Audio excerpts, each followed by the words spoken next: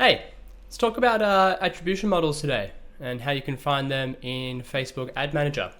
So if you're looking at your campaigns, and let's just look at this bottom one for example, A+ brand generic, you can see there's been 110 purchases. That's great, Facebook, but let's find out a little bit more about them. So 110 purchases, $45 per purchase, and this amount spent.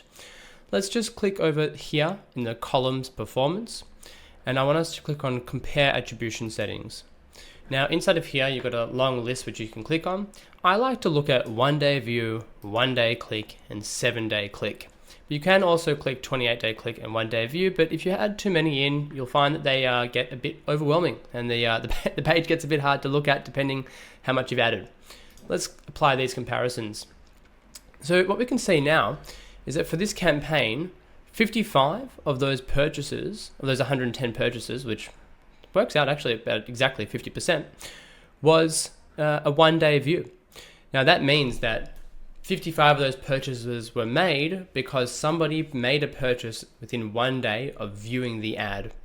Now that means that they didn't actually click on the ad and come to the website. So Facebook filled a part of the funnel there, perhaps in terms of reminding you about the brand, or reminding the customer about the brand.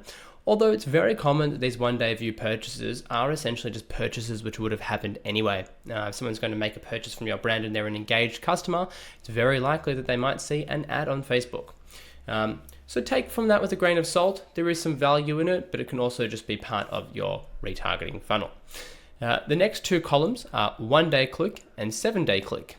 Now you can see that, let's just start from 7-day click. You can see that that is 55 purchases. So of those 110, all other purchases, the other 55, which are not 1-day view, were all made within 7 days of clicking on the ad. So someone's actually clicked on the ad, and then within 7 days, they have actually made a purchase. Now, if we look at the column prior to that, 1-day click, that means that they've actually clicked on the ad and within 1 day made the purchase. So we can see that 31 of them are a 1-day click, and the difference between 31 and 55 is 24. And so 24 of those purchases were actually within 7 days of clicking. The reason for that is because 7-day click combines both 1-day click and 7-day click together. Now, because we're comparing by attribution setting, all of our other key metrics also get compared by attribution setting. So we can see the difference in cost per results by each different attribution setting here. You can see they're all higher than the $45. That's because this is the combined purchases. This is the total spend for each of them individually.